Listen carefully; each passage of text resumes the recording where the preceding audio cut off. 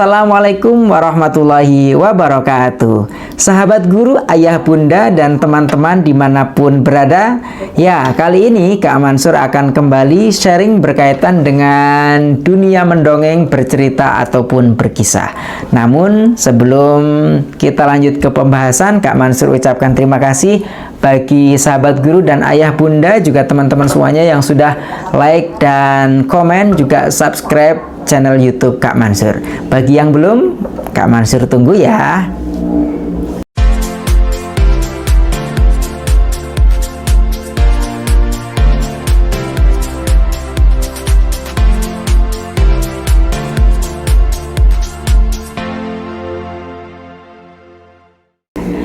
Ya, kita lanjutkan pembahasan kita untuk kali ini adalah kenapa sih kita harus mendongeng atau berkisah atau bercerita di depan anak-anak.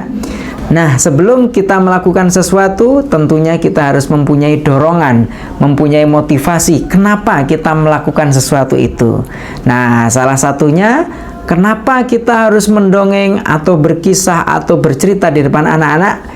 Ya, tentu di dalam buku Kak Mansur ini sudah kami tuliskan di sini bahwa yang pertama kenapa kita harus mendongeng, berkisah atau bercerita, yaitu karena anjuran Allah Subhanahu wa taala. Dalam Al-Qur'an dijelaskan bismillahirrahmanirrahim, yaitu dalam Quran surat Al-A'raf ayat 176.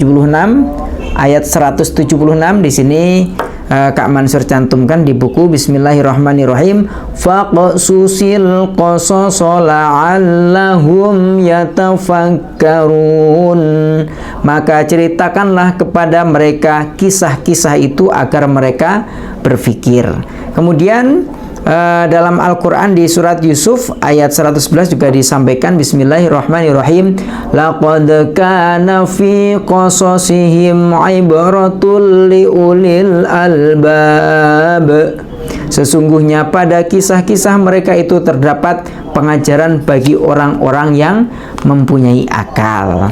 Nah, ini tentunya menjadi motivasi bagi kita bahwasanya kita hendaknya untuk bercerita atau berkisah di depan anak-anak, karena insya Allah kita akan mengambil ibroh atau pelajaran dari kisah-kisah yang nanti akan kita sampaikan kepada mereka. Nah, kemudian yang kedua, kenapa kita harus bercerita, berkisah atau mendongeng adalah karena semua orang itu senang mendengarkan cerita, termasuk anak-anak. Jadi dari anak-anak bahkan sampai orang dewasa sekalipun, ketika mendengarkan cerita pasti akan suka. Apalagi cerita itu atau kisah itu disampaikan dengan menarik. Ya, tentunya anak-anak akan semakin suka, dan dari cerita itu nanti kita bisa menyampaikan pesan-pesan kebaikan. Maka yang ketiga, kenapa kita harus bercerita atau berkisah? Karena cerita atau kisah adalah metode komunikasi paling ampuh untuk menyampaikan pesan kebaikan. Sekali lagi, karena apa? Karena cerita adalah salah satu metode komunikasi terampuh untuk menyampaikan pesan kebaikan. Jadi ketika kita menginginkan perubahan sikap kepada anak-anak, bisa kita memberikan nasihat melalui cerita. Karena dengan cerita kita bisa menyampaikan pesan kepada anak tanpa anak itu merasa digurui. Nah, itu teman-teman semuanya.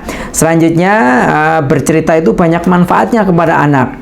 Di antaranya, dengan cerita, selain kita bisa menyampaikan pesan kebaikan, kita bisa melatih fokus dan konsentrasi anak. Anak akan fokus mendengarkan cerita yang kita sampaikan. Selain itu, kita akan bisa membangun kemampuan literasi, khususnya anak-anak akan bertambah kosakatanya, anak-anak akan berkembang imajinasinya, dan lain sebagainya. Sebenarnya banyak sekali manfaat cerita yang lainnya, tapi diantaranya adalah itu. Dan yang paling penting bagi anak-anak adalah dengan cerita atau kisah itu ternyata bisa menghibur dan menceriakan anak-anak. Nah, ini yang ditunggu oleh anak-anak. Jadi selain anak-anak mendapatkan pelajaran atau hikmah dari kisah itu, tapi anak-anak juga bahagia, anak-anak ceria mendengarkan cerita atau kisah yang nantinya akan kita sampaikan.